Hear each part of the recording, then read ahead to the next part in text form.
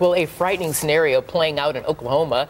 Dental patients now getting tested for HIV and hepatitis, why their doctor may face criminal charges, and their legal options. The lawyers break it down for us next.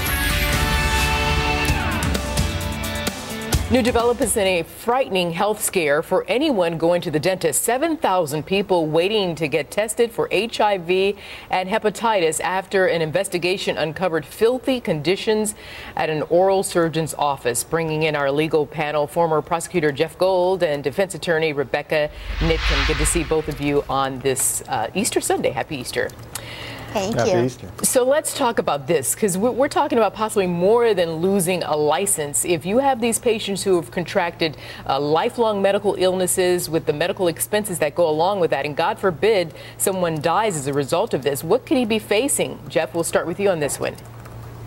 Well, he certainly can be facing felony charges. There's two requirements. Number one, of course, that he violated the standards by the dental board, and that he did so willfully. You know, whether this rises to it or not, we don't know. I mean, there's 7,000 people being notified, but there's only really one case so far. Is it worth a criminal investigation? Sure, it certainly is worth a criminal investigation. And Rebecca, you say what?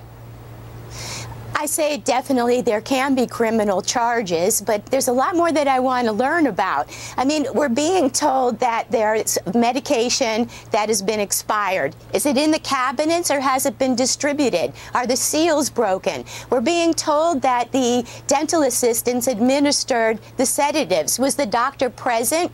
Nobody has ever died, so they actually did a good job. Does this violate the rules there? We're being told that the needles were put back into the medication after they were given to the patient. Was he through with it?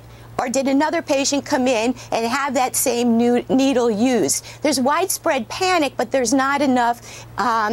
I don't understand about the rusty tools as well. They said they were reserved. Does that mean that they were never used, or are they being used on patients? There were 7,000 patients. But Jeff, Rebecca did mention there are hygienists who also help assist. You've got the staff who would clean. I mean, who else could possibly be in trouble here?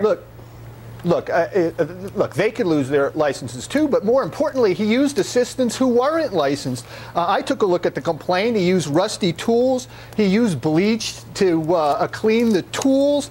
He used assistants that weren't licensed. He used assistants to do anesthesia. The medicine cabinets, which had the controlled dangerous substance, the drugs were unlocked and unsupervised. He reused needles. There's plenty to look at this doctor. It could be a nightmare. We just don't know until we see what the response is from some of those 7,000 other patients. That is the point right there.